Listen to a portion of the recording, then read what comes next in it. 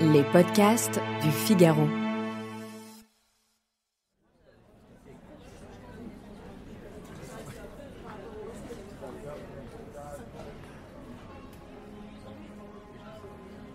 Accusé du meurtre de sa femme, mis en examen depuis juin 2021, Cédric Jubillard se considère comme le mec le plus connu du Tarn. Dans la région, au tournoi de pétanque, chez le coiffeur, au spectacle de majorette des enfants de Cagnac-les-Mines, son nom est sur toutes les lèvres. Chacun a son propre avis sur la disparition de Delphine Jubillard et du rôle joué ou non par son mari dans la nuit du 15 au 16 décembre 2020. Enquête ouverte pour enlèvement et séquestration. Delphine Jubillard. Delphine Jubillard.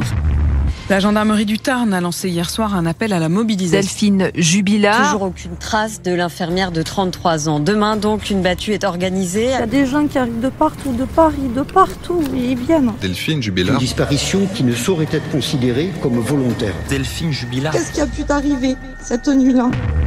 Cédric Jubillard va être jugé. Non, elle m'a dit, donc j'ai pété les plombs, je m'en suis débarrassé. Cherchez dans le Cagnac, je sais pas ce que vous allez chercher. On a été 5000. Monsieur Jubillard, avec son avocat, conteste. C'est une enquête qui a été menée avec le préalable que Cédric Jubillard était certainement le coupable. L'enquête dans la disparition de Delphine Jubillard se poursuit.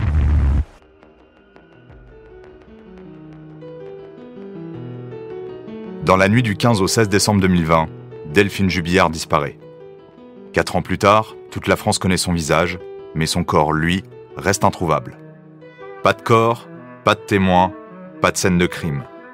Épisode 5. Les derniers secrets de l'affaire Jubillard.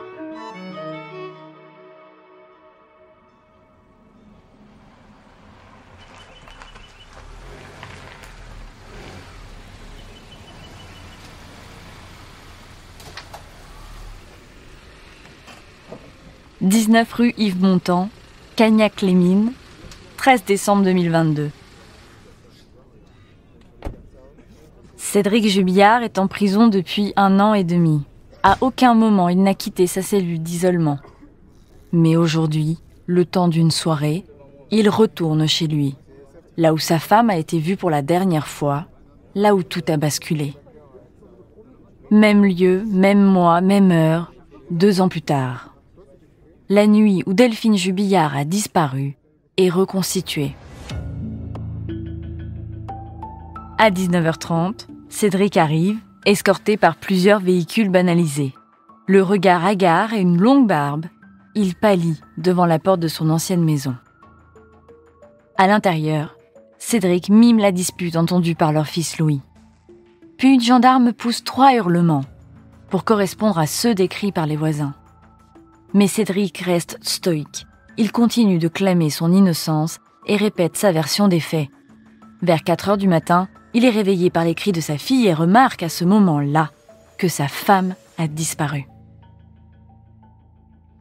Nous nous sommes déplacés avec ma consoeur Margot en décembre 2022, de nouveau à Cagnac-les-Mines. Esther Paolini, journaliste au Figaro. Donc c'était 2 ans après la disparition. La reconstitution, ça peut être un moment clé dans une enquête parce que ça peut être l'occasion d'un déclic chez l'accusé. Le fait de l'emmener sur les lieux, ça peut permettre de le bouleverser. Il peut finir par parler, dire des choses qu'il n'avait jamais dit auparavant. Ce mois de décembre 2022, il faisait très très froid. Pour la petite histoire, avec ma consoeur Margot, nous avions un Airbnb sans chauffage. Donc nous écrivions nos papiers assises dans la salle de bain en se réchauffant avec le porte-serviette. Dès l'après-midi, Cagnac-les-Mines avait été barricadé un petit peu par les gendarmes. Le quartier de la maison des Jubillard était bouclé avec de la rubalise jaune de la gendarmerie. Et on voyait déjà le bal des camionnettes, des chaînes d'information en continu, la presse locale, mais aussi les médias nationaux qui arrivaient au compte-gouttes. Et finalement, à 19h30, donc le cortège de véhicules banalisés qui transportaient Cédric est arrivé, avec lui, bien sûr, le bal des avocats des parties civiles, de la défense. Très vite, tous les journalistes se sont de nouveau retrouvés dans le silence. Et en fait, pendant des heures et des heures, avec les journalistes, on patiente entre nous, dans le froid, avec un sandwich, un café froid, et puis on attend de savoir ce qui va se passer pendant cette reconstitution. On finit au fil des heures par tous rentrer dans notre voiture pour se réchauffer parce qu'il faisait très très froid. Et en fait, aux alentours de minuit, quand ma consoeur Margot et moi, on commençait à s'endormir, emmitouflés dans notre manteau dans la voiture, Nous avons soudain entendu de l'autre côté de la barrière de sécurité 3 cris stridents, 3 hurlements qu'une gendarme a mimés pour reproduire ceux qu'une voisine aurait entendus le soir de la disparition. Et en fait, ça nous a vraiment saisis parce qu'on était dans l'obscurité, on avait un peu l'impression que nos repères étaient brouillés et que soudain on était revenu à cette nuit du 15 au 16 décembre 2020, cette nuit donc où Delphine a disparu et pour nous, journalistes, où l'énigme a commencé. Les avocats de Cédric demandent régulièrement la remise en liberté de leurs clients à l'isolement depuis plusieurs années, mais sans succès. Nous savons que la Cour européenne, par exemple, considère que l'isolement, lorsqu'il est sur une trop longue durée, est un traitement inhumain et dégradant, parce que, effectivement, c'est très dur psychologiquement d'être à l'isolement. Maître Emmanuelle Franck, avocate de Cédric Jubillard. Autre chose un peu particulière qu'on a vue dans ce dossier, c'est que toutes les audiences devant la chambre de l'instruction, c'est-à-dire les audiences de demande de mise en liberté, étaient à huis clos. Il y a un article dans le Code de procédure pénale qui prévoit les conditions dans lesquelles on peut demander un huis clos. Et là, en l'occurrence, on n'était pas dans les clous, juridiquement parlant. Mais je pense qu'il y avait la volonté de la justice d'être très secrète, alors même qu'au départ, elle ne l'avait absolument pas été. Et donc, on a l'impression que la volonté ensuite de la justice a été de réparer cette erreur médiatique du procureur par un secret absolu et qui nous a beaucoup porté préjudice parce que les médias font avec ce qu'ils ont. Or, quand ils n'ont pas d'information, c'est pas qu'ils la construisent, mais disons qu'ils vont faire avec ce qui leur est donné en exacerbant certaines choses et en ne pouvant pas le mettre face à la contradiction. C'est-à-dire que chaque élément sortait dans les journaux et il n'y avait pas de possibilité de contradiction, il n'y avait pas de mesure, tout simplement parce que vous n'aviez pas accès à cette mesure et à cette contradiction. Depuis la disparition de Delphine, chaque audition, chaque fouille, chaque révélation remet de l'huile sur le feu. En juin 2022, un codétenu de Cédric Jubillard, Marco, assure que Cédric lui aurait tout avoué et lui aurait confié l'emplacement du corps de Delphine. En avril 2024, une voyante déclare avoir vu Delphine morte, enfermée dans une salle froide, à l'intérieur d'une ferme désaffectée. Mais à chaque fois, les enquêteurs reviennent bredouilles. La médiatisation de cette affaire est quand même un peu inédite. Tous les faits divers ont tendance aujourd'hui à être extrêmement médiatisés, mais là je crois qu'avec l'affaire Jubillard, on a atteint des sommets. Et c'est vrai que quand on est avocat de la défense, ça pose quand même une difficulté, parce que si au départ on se dit que notre métier, nous, c'est de défendre les gens dans les prétoires, on se rend compte très rapidement que le temps médiatique n'est pas celui de la justice, et que les auditeurs et les lecteurs d'aujourd'hui seront les jurés de demain. Et donc on finit par être obligé de défendre également notre client, en l'occurrence Cédric Jubillard, en dehors des prétoires, parce qu'on sait que le temps va être très très long avant un procès et qu'on ne peut pas le laisser se faire piétiner et la présomption d'innocence avec pendant des mois et des mois.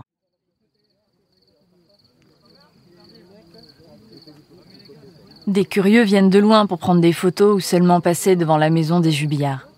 Des voisins vont même jusqu'à imaginer vendre des cartes postales de leur domicile. L'affaire Jubillard, elle concentre un certain nombre de choses. Patrick Avran, psychanalyste. C'est que d'une part, effectivement, ce sont des personnes que l'on pourrait connaître, qui n'ont rien d'extraordinaire. Ils habitent dans une maison qui pourrait être à côté de la nôtre. D'autre part, c'est une femme qui a des enfants. Et puis, il y a aussi cet inconnu, c'est-à-dire qu'elle n'est toujours pas résolue, l'affaire Jubillard. Même s'il y a un procès en cours, on ne sait pas d'une part quelle va être l'issue de ce procès. Et d'autre part, comme actuellement il y a 2 autres affaires qui sont dans cette dimension-là, pas tout à fait mais quand même, c'est l'affaire Dupont de Ligonnès, on ne sait toujours pas ce qu'il est devenu, donc le suspense continue, et l'affaire du petit Grégory. Ce qu'on cherche dans le fait divers, c'est un début et une fin. Tant que c'est pas fini, c'est pas fini. Et à mon sens, l'affaire Jubillard, peut-être que ça va se clore avec l'issue du procès, ça se clôturera nécessairement si on retrouve un jour le corps de cette femme. Pour le moment, il y a quand même beaucoup d'inconnus.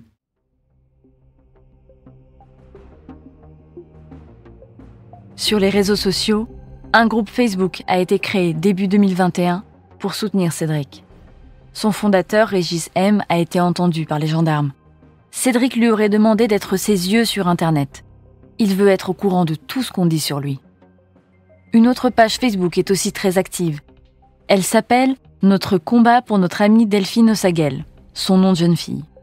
Elle a été créée en décembre 2020 et a aujourd'hui, plus de 4 ans plus tard, 22 000 abonnés. Ce sont des proches de l'infirmière, des amis, des voisines, des cousines qui s'en occupent. Ces femmes sont de la même génération que Delphine et s'identifient à elle. Et ce qu'il faut bien comprendre, c'est que le travail de fait diversier, lorsqu'il y a eu une disparition, c'est évidemment d'aller à la rencontre des proches de la personne qui a disparu pour essayer de pouvoir dresser un tableau de la disparue. Esther Paolini, journaliste au Figaro. Comprendre un peu mieux qui se cache derrière le visage qui est plastifié derrière les avis de recherche. Et dans le cadre de Delphine Jubillard, une bande de copines, alors plus ou moins proches, se sont fait un peu le porte-voix de la mobilisation pour la retrouver. Elles ont fait de sa disparition un véritable combat. Elles se filmaient sur les réseaux sociaux lors des fouilles, se mettaient en scène en publiant des photos avec de la musique un petit peu dramatique. Et donc Margot et moi, nous les avons croisées à Cagnac-les-Mines, donc devant la maison des Jubillards. Elles étaient venues fleurir la sorte d'autel en la mémoire de Delphine qui a été érigée devant la maison. Et en fait, il se trouve que la rencontre, c'est pas forcément très bien passé, parce qu'en fait, nous avons eu le malheur d'expliquer que nous étions là à la fois pour comprendre qui était Delphine, mais aussi pour comprendre qui était Cédric. Et en fait, elles n'ont pas du tout compris notre démarche, parce que juste dans leur regard, la seule importance, c'était de parler de la disparue. Elles avaient érigé un peu Delphine en véritable icône, et donc elles ne supportaient pas qu'on veuille comprendre qui était Cédric. Certains jours, les amis de Delphine se filment en train de fouiller la région ou d'accrocher des affiches avec des volontaires qui scrutent les grottes, étangs et forêts. Ah mais elle est vraiment immense cette forêt en fait. Le tunnel il doit être là mais... Amy! Il y a quoi dessous? Je sais pas. T'entends le bruit? Là t'as un accès là-bas. Là voilà, il y a Sylvie. Ouais. Regarde, hop. Déjà ça c'est l'endroit il est plus intéressant que là. Le souvenir de Delphine perdure et qu'on montre qu'on lâche rien. Il y en a une, elle a dit, pour moi, il l'a mise dans un puits. Si on garde en esprit ces paroles on la retrouvera jamais à part une tombe et un puits. Enfin, c'est vraiment des endroits où on est susceptible de ne jamais nous retrouver. D'autres fois, elles font des montages vidéo avec des photos de Delphine. Céline Dion, Grand Corps Malade en bande-son.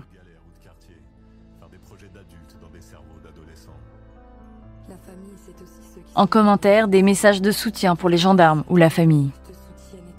Le problème du réseau social, surtout quand il n'y a que cela, c'est que, d'une part, ça facilite les fausses informations. Patrick Avran, psychanalyste. Puisque personne n'est là pour vérifier.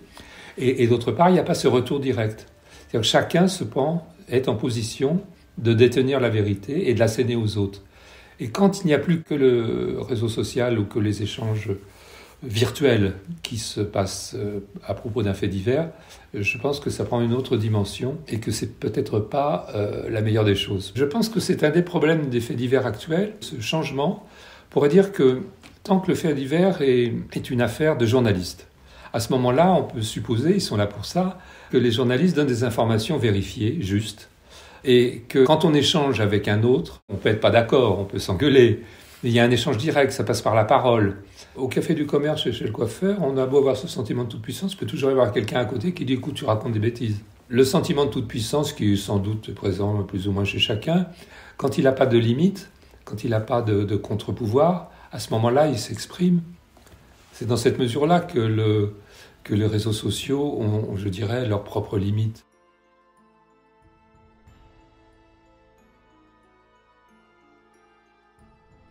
Aujourd'hui, l'enquête est terminée. Presque 5 ans après sa disparition, Delphine Jubillard n'a toujours pas été retrouvée et il n'y aura plus de recherche. Comment peut-on faire lorsqu'on n'a pas de corps pour arriver à un procès et montrer qu'il y a eu un crime? Général François Daoust, ancien directeur de l'Institut de recherche criminelle. Là, il faut connaître un petit peu l'histoire judiciaire pour savoir que la majorité des crimes, pendant des décennies, ont été résolus avec des enquêtes qui reposaient sur des témoignages, sur des déductions d'enquêteurs, sur des incohérences de timing, sur des incohérences de témoignages des uns ou des autres, tout un ensemble de petits éléments qui vont dans le sens d'une certaine culpabilité. Il y avait, je crois, la voiture, il y a le témoignage de personnes qui ont entendu quelque chose, il y a le témoignage de l'enfant également. C'est une enquête à l'ancienne. Et le procès va être là-dessus très intéressant, parce qu'on a ce que l'on appelle des éléments de preuve corroboratives que le procureur au prétoire va présenter ensemble. Tout ce faisceau d'éléments sont suffisants, très certainement, pour faire condamner son mari.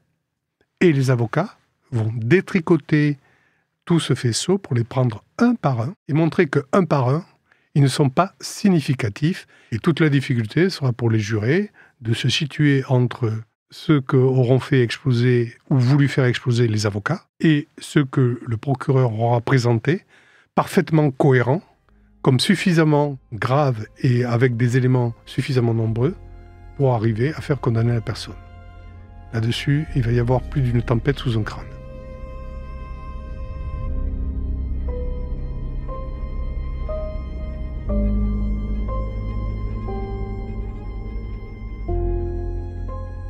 Le procès aura lieu en septembre 2025 à Albi, devant la cour d'assises du Tarn. Cédric Jubillard sera jugé pendant au moins 4 semaines pour le meurtre et la disparition de sa femme Delphine. Mais sans aveu, sans témoin, ni scène de crime, ce procès s'annonce inédit.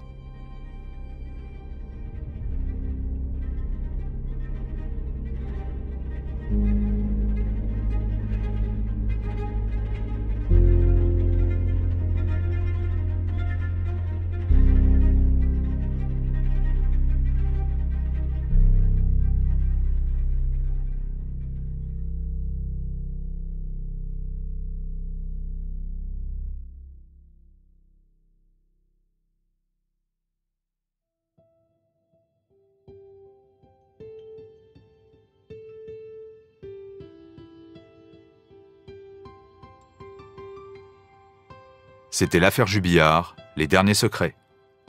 Un récit adapté d'une enquête de Margot Dademar et Esther Paolini. Réalisation Astrid Landon. Narration Margot Dademar. Production Salomé Boulet et Lila Fadel. Prise de son Louis Chabin. Coordination Aude Cérès.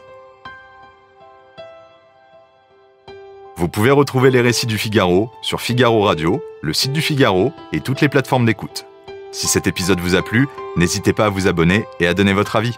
À bientôt.